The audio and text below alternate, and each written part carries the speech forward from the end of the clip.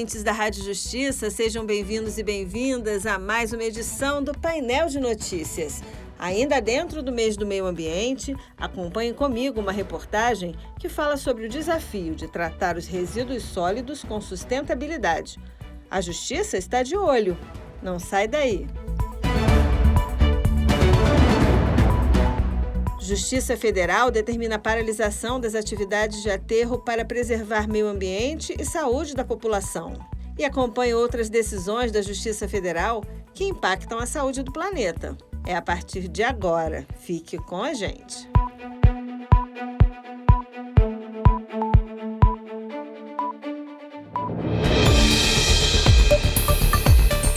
A Justiça Federal determinou que um aterro sanitário paralise as atividades de recebimento de resíduos sólidos e rejeitos. O funcionamento do aterro, no entorno do Distrito Federal e próximo da área de preservação ambiental do Rio Descoberto, que abastece a capital federal, estaria contaminando os recursos hídricos. Acompanhe com Ana Paula Souza. Está na Constituição. Todos temos direito ao meio ambiente equilibrado, essencial à qualidade de vida. E cabe ao poder público e a cada cidadão o dever de defendê-lo e preservá-lo. Essa previsão está também em diversas outras leis. E quando o assunto é prejuízo ao meio ambiente, o descarte inadequado de resíduos está no topo da lista. A instalação de aterros sanitários nos padrões legais é uma importante ferramenta para o tratamento desses resíduos, que na maioria das vezes são descartados em lixões. Dados do Ministério do Meio Ambiente mostram que apenas 2.215 municípios, 40% do total de municípios brasileiros, possuem aterro sanitário. Os outros 3.335 municípios possuem apenas lixões e aterros controlados. Esses meios de disposição do resíduo provocam vários impactos significativos ao meio ambiente.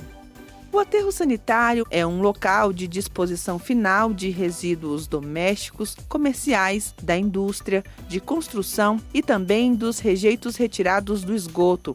Por trabalhar com matéria orgânica em decomposição, o funcionamento de um aterro pode causar impactos ao meio ambiente, pois desse processo resultam o chorume e o biogás, substâncias com cheiro forte e desagradável e alta capacidade de poluição do solo, águas subterrâneas e rios. As principais exigências são o reflorestamento, o sistema de drenagem de gases, possibilitando a coleta do biogás, o cercamento dos limites do aterro, o sistema de drenagem de chorume, a impermeabilização do solo compactado com uma camada impermeável de polietileno de alta densidade para evitar vazamentos e a consequente contaminação dos lençóis freáticos, o distanciamento de 200 metros de qualquer curso d'água, além do monitoramento.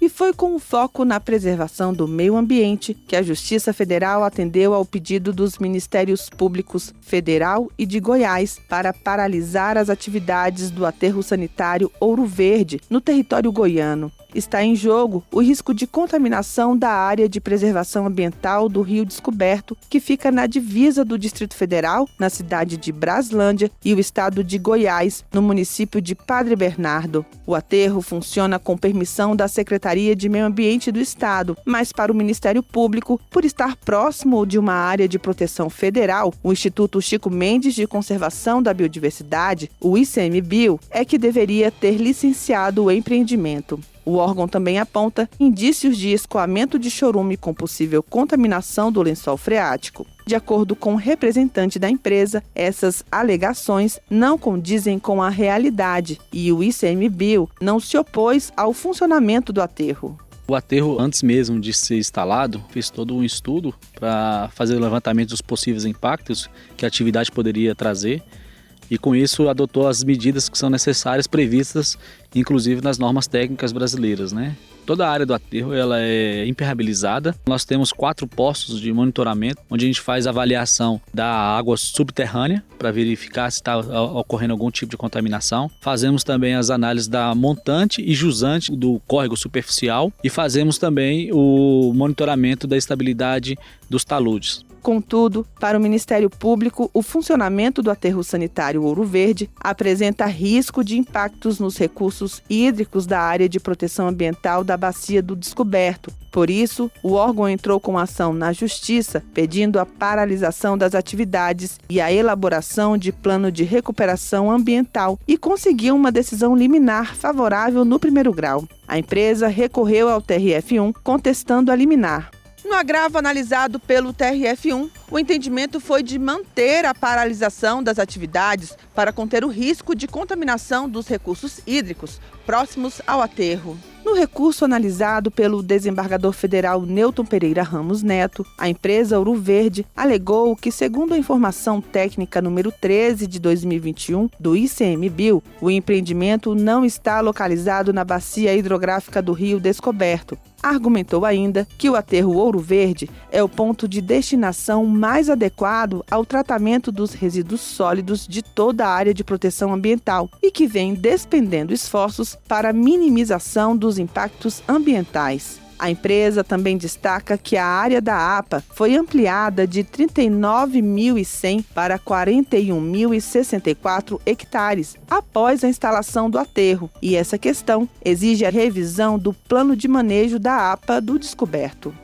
Mas na análise do desembargador federal Newton Pereira Ramos, o magistrado constatou que o plano de manejo da APA proíbe expressamente aterro sanitário em seu interior e no processo não ficou claro que esse plano está desatualizado ou que necessite de revisão. O desembargador destacou que, por meio das informações nos autos, ficou evidente a necessidade de especial prudência, de modo que os princípios da prevenção e da precaução, previstos no artigo 6 da lei que instituiu a Política Nacional de Resíduos Sólidos, sejam devidamente densificados e sirvam de instrumento para evitar danos sociais de gravidade ainda maior, não só na atualidade, mas também às gerações futuras.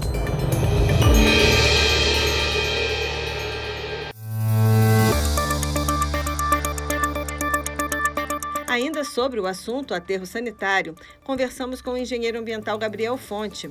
Ele é especialista em análise, licenciamento ambiental e projetos ambientais e recursos hídricos. Perguntamos para ele se, de fato, um aterro sanitário não funcionar de forma adequada, quais são os riscos para o meio ambiente e fontes hídricas. Quando você tem o aterro sanitário e você tem o recobrimento do resíduo e você tem o sistema de captação de chorume, esse chorume é levado para umas bacias, né, uns reservatórios, onde ele sofre um processo de tratamento. Tá? Então, se por acaso você tem um mau funcionamento ou um extravasamento deste chorume não tratado e ele é lançado, vamos supor, ele é lançado diretamente ao córrego, né?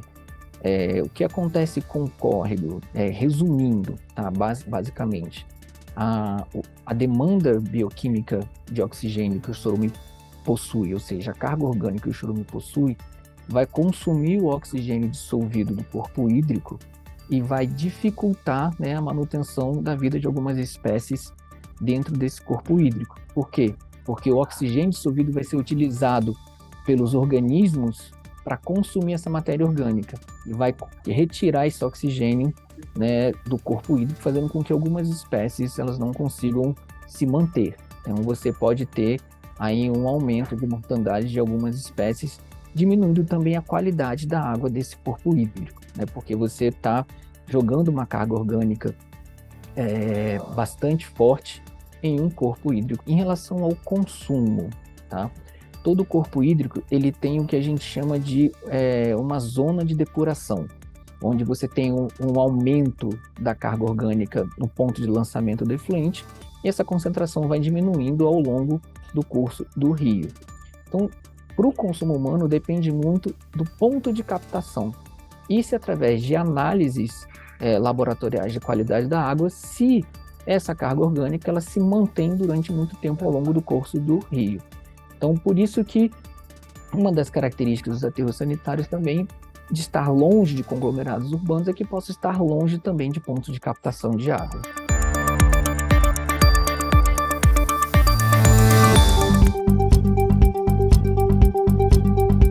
A Acompanhe agora com o William Nascimento decisões da Justiça Federal que impactam a saúde do planeta. A 8ª Vara Federal Ambiental e Agrária da Justiça Federal no Maranhão condenou a construtora NBR Empreendimentos a promover ações de compensação ecológica, tendo em vista os prejuízos causados ao meio ambiente pela construção do condomínio residencial Casa do Morro, próximo de uma área de preservação ambiental permanente, na praia de São Marcos, na capital São Luís. O local fica em uma região de dunas e restingas. A Justiça Federal entendeu que o empreendimento ampliou e consolidou o cenário de devastação ambiental no local, tornando a degradação irreversível. Por isso, a Justiça determinou que os danos ambientais que não puderem ser reparados devem ser compensados financeiramente pela construtora. O valor a ser pago será definido após a compensação ecológica, quando será possível avaliar os danos não reparados, mas deve ultrapassar os 50 milhões de reais.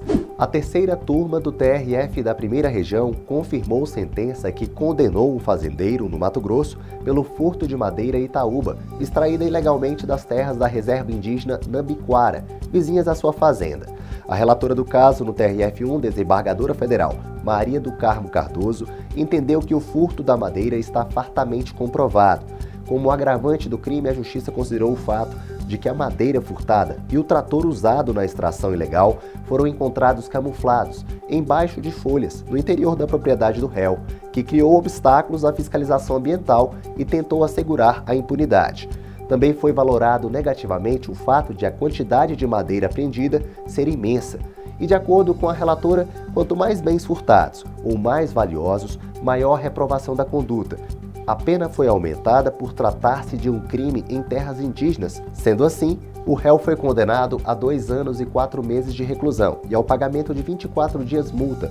A pena de reclusão foi substituída por pena restritiva de direito, consistente no pagamento de R$5 mil.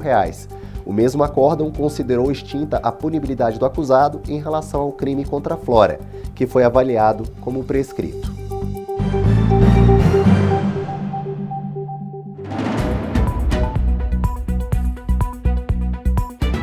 Eu sou Adriana Dutra e esse foi o Painel de Notícias, um programa produzido pela Assessoria de Comunicação Social do TRF da Primeira Região, com reportagens de Ana Paula Souza e William Nascimento. Operação de áudio, Lucas Lima. Coordenação geral, Ivani Moraes. E você, ouvinte da Rádio Justiça, tem uma ótima semana. A gente se encontra de novo na próxima edição do Painel de Notícias. Até lá!